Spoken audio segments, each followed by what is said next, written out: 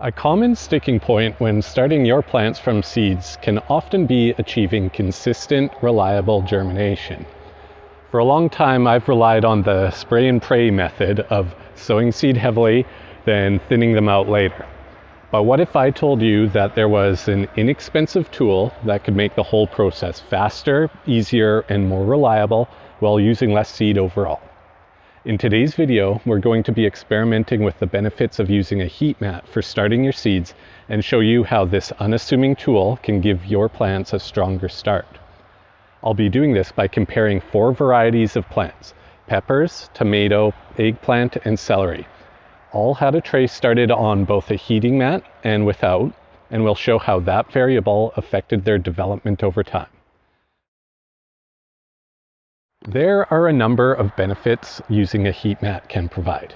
Here are the 3 most important points. First and foremost is that generally speaking, you'll see faster germination rates than you would without one. Many seeds germinate in temperatures between 21 to 32 degrees Celsius, and many won't germinate at all if it's below 10 degrees. However, even when starting them indoors, temperatures can fluctuate throughout the day, and it's possible you may not have access to a heated space for your seed starting. A seedling heat mat can solve both these problems. By keeping seedlings in the ideal temperature zone 24/7, the germination process isn't interrupted by environmental fluctuations, such as a nightly drop of temperatures. And as they are much cheaper to run than, say, heating a whole room, such as a garage, then they can allow you to save money if you're utilizing such an area. While conducting my tests, I found this benefit to be quite prevalent. And to varying degrees, everything I started on a heat mat germinated faster than without one. This was a bit unexpected for me, as I start my seeds in our apartment, which is generally a very stable 20 degrees Celsius. However, the measure in this advantage was far more pronounced and impressive in some varieties versus others. For instance, 2 of the test plants I used, bell peppers and eggplants, are both well known for being heat-loving crops. The peppers on the heat mat were fully sprouted before the first non-heated cell finally popped up. This was already a full 2-week head start versus that first non-heated one, and that gap would continue to widen as the remaining cells lagged behind. There was a similar story with the eggplant. About 2.5 weeks after planting, the heated tray finally started to sprout.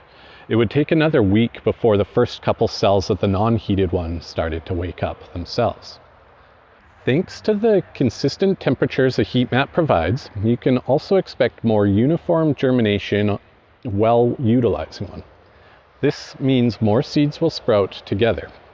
Have you ever planted out a tray and had 1 or 2 plants pop up relatively quickly, then had to wait days for the remaining cells to follow suit? This seems to happen quite often with my non-heated trays, where the strongest couple seeds end up getting way ahead of the rest of the group. And sometimes I'll find even after a lengthy wait, some won't sprout at all. Normally I'll somewhat mitigate this by seeding heavily, but as you can see, it's not the best use of resources. The consistency was again quite noticeable in the heat-loving crops, the peppers and eggplants. But even the celery ended up doing better while heated. Tomatoes managed about just as well in either case, with only a tiny advantage for the heated one. Because I was conservative in how many seeds I planted, it equated to much better return on investment for the heated cells, and it meant, as a result, some of the non-heated ones had no plants come out whatsoever. Lastly, because utilizing a heat mat can expedite the whole plant starting process, this can really help you maximize your growing season. This can be particularly important if you live somewhere with a shorter season. The faster you can germinate seeds, the less time you have to spend, and as such, the faster you can rotate through your crops. If you're practicing succession planting, then this can really help you feel confident in scheduling your next set. Just because a tool is available to us does not mean we necessarily have to use it.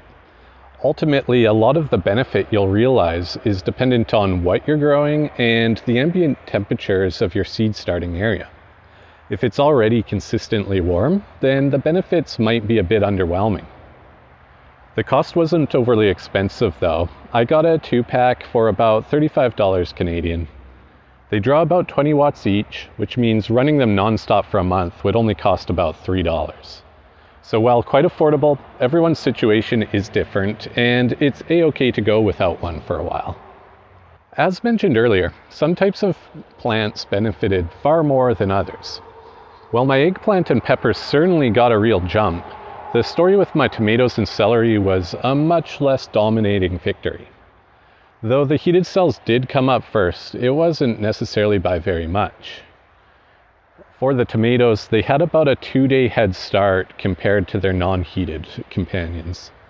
Now that we're well into the growing season, and is it possible to even see which ones had that minor head start? Definitely not. Finally, it's important to clarify that once your plants have sprouted, you need to take them off the heat mat. This is because ideal germination temperatures will usually be higher than ideal growing temperatures. In fact, keeping a seedling on a heat mat for too long can actually harm their growth.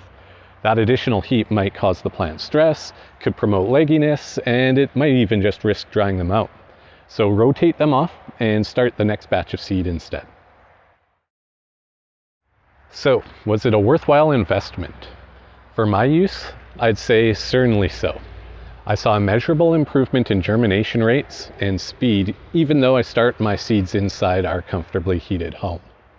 And if I were to have to utilize an even cooler spot, it would be even more of a no-brainer for me. As someone who appreciates maximizing my garden's productivity, it's certainly given me an edge. Perhaps though, if you're less preoccupied with maxing out your season, it's money you can save for now and just plan on starting your seeds a little bit sooner. Either way, I wish you a ton of success in the garden, and we'll see you next time.